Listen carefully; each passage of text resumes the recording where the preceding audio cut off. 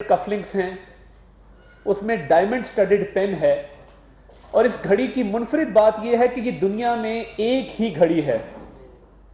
यानी बहुत सारी घड़ियां होती हैं लिमिटेड एडिशन कि जी इन घड़ियों के दुनिया में 25, 30, 100 पीस हैं। बहुत सारी घड़ियां होती हैं जो स्पेशल एडिशन होती हैं। ये वाहिद घड़ी है जो दुनिया में एक ही पीस है। ये इस लिहाज से एक मुनफरिद घड़ी है, इसके साथ का दूसरा पीस कोई नहीं है। और ये मेड टू ऑर्डर इसको कहते हैं। ये खसूसी तौर पे घड़ी बनवाई जाती है।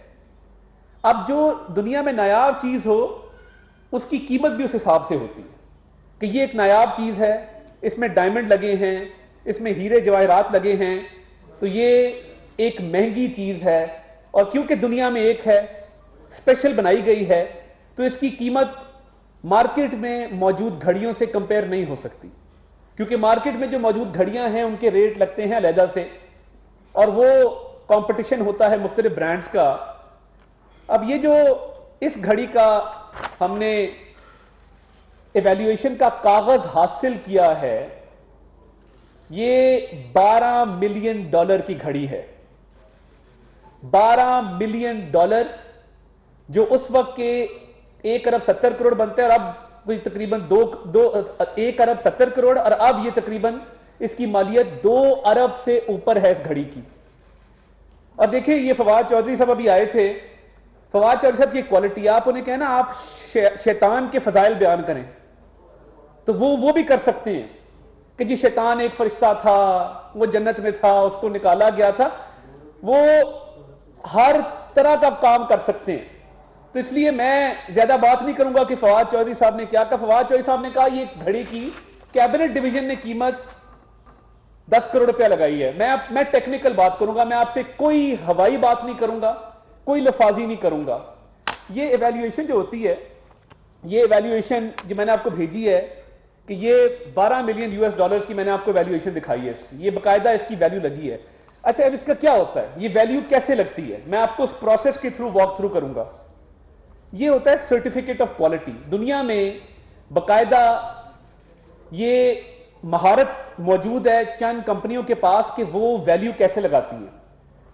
ये ग्राफ वालों का सर्टिफिकेट ऑफ वैल्यू है, इसमें डायमंड का वेट आता है। अब फॉर एग्जांपल ये पेन का जो डायमंड का वेट बताया गया है कि इसमें जो डायमंड लगे हैं ये 12.24 कैरेट के डायमंड हैं। ये सिर्फ मैं आपको कलम का बता रहा हूं कि ये कलम जो है इसमें जो डायमंड लगे हैं उसकी जब वैल्यूएशन की गई है तो ये बाकायदा 12 कैरेट डायमंड के मुताबिक की गई है। अब आगे चलें, जो पूरा सेट है जो सऊदी वली अहद की तरफ से आया, उसकी तमाम चीजों की वैल्यू इसमें लगाई गई है। और इसमें दूसरी मुनफरिद बात यह कि इसमें खाना काबा का डिजाइन बना है, खाना काबा का डायल है इसका। आप हरम पाक को इसमें देख सकते हैं कि उसके मीनारे मौजूद हैं, खाना काबा मौजूद है। ये इस घड़ी की दूसरी मुनफरिद बात है कि इस पे, क्योंकि दुनिया में एक ही पीस है, डायमंड से बना है, इसकी दूसरी मुनफरिद बात यह है कि खाना काबा इसके ऊपर जो है वो डायमंड से खाना काबा का डिजाइन बना हुआ। फवाद चौधरी साहब ने कहा कि ये घड़ी इमरान नियाजी साहब ने खरीदी थी, जुर्म माना, तस्लीम किया कि ये घड़ी हमने खरीदी। कितने की खरीदी? 2 करोड़ की। ग्राफ वाले कह रहे हैं और पूरी फाइल कह रही है कि ये घड़ी 1 अरब से ऊपर की है जिस जमाने में आपने खरीदी। आप कह रहे हैं कि ये हमने 2 करोड़ की खरीदी। इसके बकायदा एक एक डायमंड की सर्टिफिकेशन हुई है, एक एक डायमंड की सर्टिफिकेशन हुई है उसके वजन के मुताबिक। डायमंड नायाब चीज है दुनिया में, उसकी कीमत बहुत ज्यादा होती है, वो कैरेट पे डिपेंड करता है कि एक डायमंड कितने कैरेट का है। इसके बकायदा डायमंड्स की, ये मैं आपको दिखा देता हूं, ये डिटेल स्टडी है कि इस डायमंड की शेप क्या है, इस डायमंड की स्पेसिफिकेशन क्या है, ये जो डायमंड इसमें लगे हैं ये दुनिया के किस हिस्से से एक्सट्रैक्ट किए गए हैं। बाकायदा टेक्निकल स्टडी। यानी एक एग्जांपल आपको देता हूं कि जो शेप और कटिंग स्टाइल है वो लिखा है राउंड ब्रिलियंट, ये एक उसकी किस्म है। तो ये ऐसे नहीं होता कि आपने कैबिनेट डिवीजन को दी, इतने मासूम है आप, आपको एक घड़ी का सेट मिला, खाना काबा से डायमंड बनी हुई घड़ी थी, आपने कहा जी मैंने नहीं ली, वो चीफ ऑफ प्रोटोकॉल ने ली, उन्होंने वैल्यू लगा दी सरकारी महकमे ने, तो हमें तो नहीं पता, हमने खरीदी और बेची जरूर है। आपने दो जराइम तस्लीम किए कि ये घड़ी हमने खरीदी है और खरीद के बेची है। यानी आप ये कह रहे हैं कि जो घड़ी जिसकी कीमत 1 अरब से ऊपर है वो हमने उसकी कीमत 10 करोड़ लगवाई और उसमें से 2 करोड़ सरकारी खजाने में जमा कराया। ये सारा प्रोसेस ही गलत है। ये तो आपको घड़ी पहले लाके डिक्लेयर करनी थी, तोशाखाना में जमा करानी थी, उसके बाद इसकी प्रॉपर इवैल्यूएशन करनी थी किसी वर्ल्ड रिनाउंड फर्म से, और वो इवैल्यूएशन के बाद आपने इसके पैसे जमा करा के, वैसे मैं हैरान हूं, वो सुना था साफ चली शफाफ चली, साफ चली शफाफ चली हम सब ने सुना था, तो क्या ऐसी मजबूरी थी जिसके तहत सऊदी वली अहद का पाकिस्तान को दिया हुआ तोहफा आपने बेच दिया? आपको ऐसी क्या मजबूरी थी, मुझे समझ नहीं आती। प्राइम मिनिस्टर होते हैं ना, उनको तोहफे मिलते हैं। शहबाज शरीफ साहब ने कैबिनेट पूरी लगाई हुई है प्राइम मिनिस्टर हाउस में, आप गुजरे, दुनिया के जो दोस्त ममालिक के जो तोहफे मिले सारे कैबिनेट में लगे हैं, क्योंकि ये आपकी जात को नहीं मिले, ये शहबाज शरीफ को नहीं मिले, ये इमरान खान को नहीं मिले, ये एक दोस्त मुल्क की हुकूमत ने वक्त के वजीर आजम को दिए हैं, ये पाकिस्तानी अवाम को दिए हैं, पाकिस्तान को ये तोहफा दिया है। अब ये मैंने आपको इसके टेक्निकल स्पेसिफिकेशन और इसकी कीमत बता दी कि इसके डायमंड्स कितने कैरेट के थे और इसकी कुल कीमत कितनी बनती है। ये मैंने कागजों के साथ दिखाई है, मैंने फवाद की तरह बैठ के हवाई बात नहीं कि 10 करोड़ की घड़ी थी जी, 2 करोड़ की हमने जो है वो खरीदी। इमरान खान को जरूरत क्या पेश आई? यानी बाकी सब चोर है ना जी, 30-30 साल के चोर हैं, वही घिसा पिटा रिकॉर्ड, इसीलिए आपके जलसों में लोग नहीं आ रहे, रोज वही बातें करते हैं, 30 साल से ये खानदान रूल कर रहे हैं, गिनती भी पूरी नहीं आती। तो भाई उन खानदानों पे जो आपने इल्जामात लगाए थे अदालतों में साबित नहीं हुए हैं। आपने चोरी की है और ये चोरी है और ऊपर से सीना जोरी है। आप बताएं ना कि ये सर्टिफिकेशन, इसको रद्द करें कि ये वैल्यूएशन गलत है, ये जो डायमंड की स्टडी हुई है इसको रद्द करें कि ये डायमंड की जो हमने स्टडी की है ये ठीक नहीं है, ये गलत स्टडी कराई गई है, ये डायमंड नहीं है और इसकी इतनी कीमत नहीं बनती। यानी अंदाजा करें कि सऊदी वली अहद खाना काबा के डिजाइन वाली एक मुनफरिद और मेड टू ऑर्डर घड़ी आपको गिफ्ट करता है और आप बेच देते हैं, और बेच के सरकारी खजाने में उसका 10% भी जमा नहीं कराते। 20% और 50% की डिबेट में मैं घुसना ही नहीं चाहता। फराह गोगी दुबई जाती है, प्राइवेट जेट पे जाती है, वो $2 मिलियन जो कि 35 करोड़ रुपया बनता है, 35 करोड़ में इस घड़ी को बेचती हैं। इस घड़ी को, अच्छा अगली बात, आप कह रहे हैं कि ये घड़ी हमने खरीदी और फिर बेची, ये घड़ी दुबई किस तरह पहुंची है? मैं कहता हूं जी उमर फारूक ज़हूर दुनिया का बदतरीन शख्स होगा, मान लें 1 मिनट के लिए, बड़ा गंदा आदमी है जी, उसके खिलाफ वो क्रिमिनल है। आपको सऊदी वली अहद ने जो घड़ी दी है वो टीवी पे दिखा रहा है पकड़ के, वो जितना भी गंदा हो आपसे गंदा नहीं हो सकता, आपसे बुरा नहीं हो सकता, उसके पास वो घड़ी कैसे पहुंची है? और अगर उसके पास घड़ी वो मौजूद है तो किस जरिए से गई है? क्या कोई बनी गाला से ऐसी मखलूक उसको उड़ा के ले गई जो जहाज की जरूरत नहीं होती जिस मखलूक को? क्या आपके बनी गाला के मोकलीन ले गए वो घड़ी उठा के दुबई और उमर फारूक को डिलीवर कर दी? फराह गोगी दुबई में क्यों है? अगर आपका दामन साफ है, मेरा मुतालबा है फराह गोगी को अगली फ्लाइट पे पाकिस्तान लाएं और उसे क्या तहकीकात ज्वाइन करे और इस तरह कोई एफिडेविट दे दे कि जी ये घड़ी ना मैंने कभी देखी है ना मैंने कभी बेची है। देखिए, पाकिस्तान से बाहर आपने ये तोहफा बेचा है 35 करोड़ का, 2 करोड़ आपने सरकारी खजाने में जमा कराया, तो बाकी 33 करोड़ रुपया कहां है पाकिस्तानी अवाम का? और ये इस तरह का मैटर नहीं कि वो घड़ी थी तो हमने बेच दी, ये अरबों की गेम है। मेरे पास यहां एक रिपोर्ट और मौजूद है, मेरे पास एक और रिपोर्ट यहां मौजूद है, वो उस पर आपसे तफसीली बात करते हैं। मेरे पास दूसरी जो रिपोर्ट मौजूद है, ये तो घड़ी वाला मामला, इसकी सेल का 33 करोड़ रुपया कहां गया, किसके पास गया, कब गया, ये आपको बताना होगा कि ये 33 करोड़ रुपया किसने खाया है। अव्वल तो दोस्त मुल्क से मिली हुई चीज को बेचना ही बहुत बड़ा एक गुनाह है कि आप एक सरकारी चीज बेच दें, फिर उसको ब्लैक मार्केट में आप बेचने की कोशिश करें। ये भी अटेम्प्ट्स हुए हैं। अब मैं पूछना ये चाहता हूं कि 33 करोड़ रुपया कहां है और आपने कहां डिक्लेयर किया, और आपने इस घड़ी की वैल्यू कहां लगाई और क्या लगाई, क्या आप बता सकते हैं? और आप में ये हिम्मत कैसे पैदा हुई कि खाना काबा के डायल वाली घड़ी आप बेच दें? और आपको पता है ना, ये सोशल मीडिया पे ये बात शुरू हुई थी कि जब घड़ी बेची गई तो सऊदी वली अहद वहां पे राब्ता भी किया गया सऊदिया में हुकाम से कि जी ये घड़ी आई है, ये चोरी तो नहीं हो गई।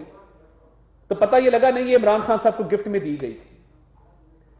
एक तो आपको ये बताना होगा कि इसकी 33 करोड़ रुपए आपने कहां किया है, और ये ओपन एंड शट केस है। इसमें आपकी सिर्फ डिस्क्वालिफिकेशन नहीं है। गवर्नमेंट जो केस रजिस्टर करने जा रही है ये क्रिमिनल केस होगा। इसको सेशन कोर्ट में जो इलेक्शन कमीशन ने मामला रेफर किया है उसमें भी उठाएंगे, और उसके साथ साथ एफआईए की एक इंक्वायरी भी शुरू करने जा रहे हैं। इसकी प्रॉपर इंक्वायरी होगी। अरे छोड़ दें कि जी हम जियो के खिलाफ मुकदमा कर रहे हैं लंदन में, हम उमर फारूक के खिलाफ दुबई में मुकदमा करें। मुकदमा किस चीज का करेंगे? मैं आपको डेयर करता हूं, आई डेयर यू, मैं चैलेंज करता हूं कि आप मुकदमा करें। आप दुनिया के जिस कोने में भी मुकदमा करेंगे, जुर्म आपका निकलेगा, सजा आपको होगी, नाअहल आप होंगे। आप करें, ये ऐलान कर देना कि दुबई में मुकदमा कर रहे हैं, लंदन में मुकदमा कर रहे हैं। आप दुनिया की, आप इंटरनेशनल कोर्ट ऑफ जस्टिस में मुकदमा करें, आप इंटरनेशनल क्रिमिनल कोर्ट में मुकदमा करें। ये 35 करोड़ रुपया जो चोरी का है ये वापस आएगा। ये पाकिस्तान का पैसा है, और इसको डाउन प्ले मत करें। और ये देखें कि मेरे पास यहां पे सबूत मौजूद हैं कि इमरान खान साहब ने मुतअद्दिद विजिट्स हुए हैं बैरून मुल्क। 5 विजिट ऐसे हैं जिसमें गिफ्ट मिले वो डिक्लेयर नहीं किए गए, जिसमें से 3 सऊदी अरब के हैं, 2 मुत्तहिदा अरब अमीरात के हैं। ये अरबों रुपए के तोहफे इस घड़ी के अलावा हैं, वो कहां पे हैं मैं जानना चाहता हूं। और आपने एक चीज, और ये भी अभी साबित होना है कि घड़ी इन्होंने तोशाखाना में पहले जमा कराई या पहले बेची। ये भी अभी क्लियर नहीं है कि इमरान खान साहब ने ये घड़ी पहले बेची है, पैसे बाद में जमा कराए हैं। इलेक्शन कमीशन में कोई डिक्लेरेशन नहीं इस 35 करोड़ की, एफबीआर में कोई डिक्लेरेशन नहीं इस 35 करोड़ की, कैबिनेट डिवीजन में कोई डिक्लेरेशन नहीं है। नॉन डिक्लेरेशन का मतलब यह है कि यह चोरी है और ऊपर से सीना जोरी है। दूसरों को चोर चोर डाकू डाकू के राग लापने वाले, आज कोई जवाब है इस चीज का कि अगर इसकी वैल्यू ना हो इतनी जितनी हम बता रहे हैं, फिर भी खाना काबा के डिजाइन वाली दोस्त मुल्क से मिली हुई घड़ी को बाजार में बेचने का क्या जवाब है आपके पास? जवाब सिंपल है कि बुशरा मानेका साहिबा और फरा गोगी साहिबा और एहसन जमील गुज्जर साहब बनी गाला में बैठ के पूरा एक रिंग चला रहे थे, रैकेट चला रहे थे। गैंगस्टर नहीं होते, शाम को चीजें लूट के इकट्ठी करके रखते हैं कि जी आज तुमने क्या लूटा, वो कहते मैंने घड़ी लूटी है, तुमने क्या लूटा, मैंने फलां का बटवा निकाल लिया। तो ये जो ठेकेदारों से कमीशन लिया जा रहा था, पंजाब गवर्नमेंट में ट्रांसफर पोस्टिंग का रेट लगा हुआ था और अरबों रुपए लूटे जा रहे थे, तो ये उसके हकायक हैं, ये सामने आ रहे हैं। एक एक करके आपके खिलाफ सबूत सामने आ रहा है। किसी वजीर आजम पाकिस्तान ने इतनी बड़ी चोरी मनसब पे बैठे हुए नहीं की है, और ये आपके खिलाफ कार्रवाई होगी, खातिर जमा रखें। और इसमें आपको कैद भी हो सकती है और इंशाल्लाह होगी, क्योंकि ये घड़ी दुबई कैसे पहुंची है फवाद चौधरी ने कुछ नहीं बताया। इसकी वैल्यूएशन कहां से की है, कैसे की है, कुछ नहीं बताया।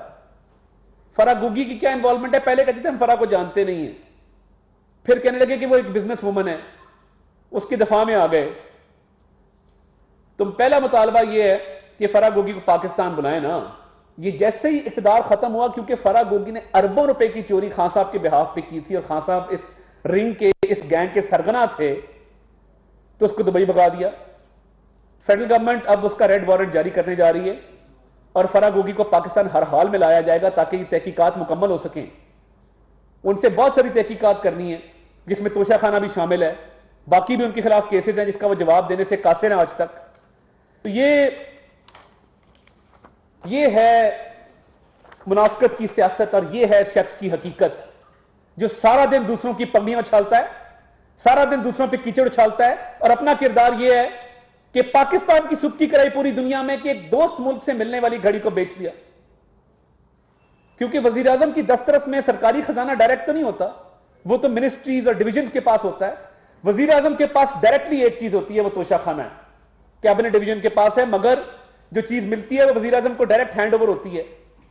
तलाशी ली जाए बनी गाला की तो पता लगेगा बड़े बड़े तहाइफ छुपे पड़े हैं। आपने पानी की बोतल नहीं छोड़ी है, जो साइंस एंड टेक्नोलॉजी की मिनिस्ट्री वो ग्रीन पानी की बोतल सरकारी महकमा में आपको नजर आती है, वो बनी गाला में आपका 100 कार्टन ले गए हैं। उसकी बात ना भी करें तो इमरान खान साहब कानून और आइन के मुताबिक चोर निकल चुके हैं, वो इस पे नाहल हो चुके हैं, और जिन विजिट्स में अभी उन्होंने डिक्लेयर नहीं किया उसकी भी छानबीन होगी। मगर इस 35 करोड़ की घड़ी जो दुबई में उन्होंने बेची है और जो पैसा गायब किया है और जो पैसा अपने जाती इस्तेमाल में लाए हैं, इसका जवाब इमरान न्याजी साहब को ना सिर्फ देना होगा, इसकी तफ्तीश भी भुगतनी होगी और कानून का सामना भी करना होगा। और मैं एक और मुतालबा भी करना चाहता हूं कि इमरान खान साहब को अपनी पार्टी की चेयरमैनशिप से भी इस्तीफा देना चाहिए। एक ऐसा चोर जो पाकिस्तान को बदनाम करे, पाकिस्तान के एक दोस्त मुल्क से ताल्लुकात खराब करने की कोशिश करे, कि हम क्या जाने जाएंगे दुनिया में कि हमारा वजीर आजम ऐसा चोर है कि वो घड़ियां तक बेच देता है। और वो और घड़ियां होती ना, आती रहती हैं घड़ियां, दुनिया में एक पीस है और वो स्पेशल आपको दिया गया बेचने के लिए। सऊदी वली-अहद ने नहीं दिया था जिसको आप बेच दें और उसका पैसा हड़प कर जाएं। और जो 2 करोड़ जमा कराया, चलें इसकी वैल्यू अगर हम 1 अरब 70 करोड़ नहीं मानते, हम 35 करोड़ ही मान लें, तो उसका 20% तो जमा करा देते हैं। अगर इसका 35 करोड़ आपने लिया है, 2 करोड़ रुपया जमा कराया है, अगर इस घड़ी की कीमत 10 करोड़ है जो फवाद चौधरी साहब कह रहे हैं, तो मैं जिंदगी भर के लिए सियासत से अलहदगी इख्तियार कर लेता हूं। और अगर इसकी कीमत 10 करोड़ नहीं है तो फवाद चौधरी साहब आज के बाद टीवी पे शक्ल ना दिखाएं। तो ये कानून के मुताबिक चोरी भी की गई है, मिस डिक्लेरेशन भी की गई है, पैसा भी छुपाया गया है, पैसा भी कमाया गया है, और चोरी करके इस मुल्क के लिए जो एक तोहफा आया था उसमें से रकम को लूटा गया है। तो इसकी तहकीकात का इंशाल्लाह जल्द जो है वो आगाज हो जाएगा।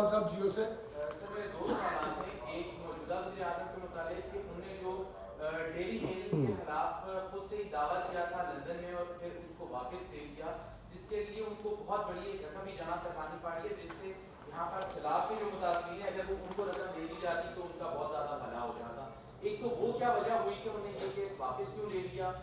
दूसरा, जो इस वक्त जो ये घड़ी का मामला चल रहा है उसमें अब तक क्या तहकीकात की गई है कि जो 2 करोड़ और 10 करोड़ के जिन अफसरान ने ये रेड करवाया था कैबिनेट डिवीजन की, क्या उनके खिलाफ कोई कार्रवाई करेंगे, और इमरान खान या उनके जो साथी जो इस सारे मामले में कब तक उनको जेल में डाला जाएगा। क्योंकि माजी में भी आप लोगों के खिलाफ भी केसेस बनाए गए, प्रेस कॉन्फ्रेंसेस हुई, लेकिन साबित ना आपके खिलाफ कुछ हुआ, ना ही अब तक इमरान खान के खिलाफ या उनकी पार्टी के किसी भी शख्स के खिलाफ हुकूमत कुछ साबित कर पाई है।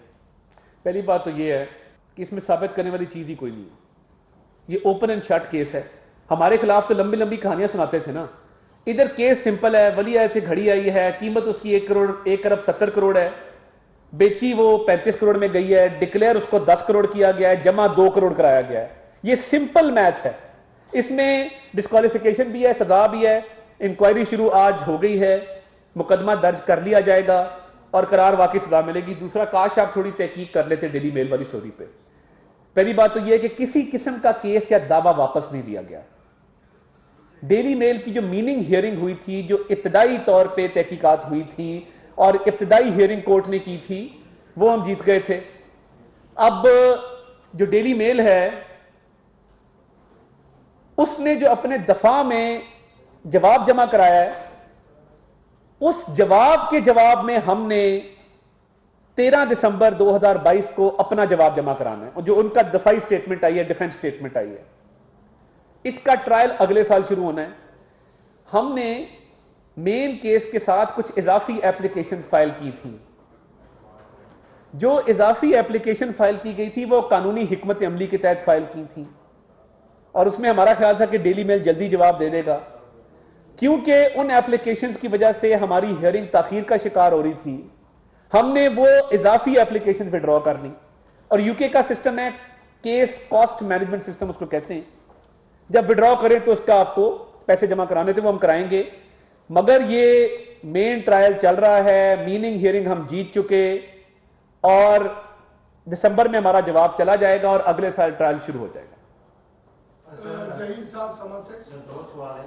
पहला सवाल ये है कि आपने अभी क्रिमिनल प्रोसीडिंग का ऐलान किया है और फराग होने को वापस आने की रेड वारंट का भी कहा है। इसमें कोई टाइम फ्रेम है कि कितने इस ड्यूरेशन में हमको वापस लेके आ जाएंगे, उसकी भी आगे लिखी जाएगी।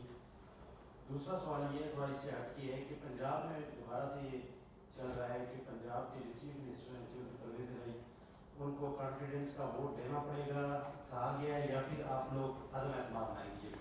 देखिए, पहली बात तो ये है कि क्रिमिनल प्रोसीडिंग शुरू हो रही हैं और कोशिश होगी कि दिसंबर के ख़त्म होने से पहले पहले फराग होगी को वापस लाया जाए, और जैसे जैसे केस में पेशरफ्त होगी हम आपको आगाह करते रहेंगे। देखिए, वोट ऑफ नो कॉन्फिडेंस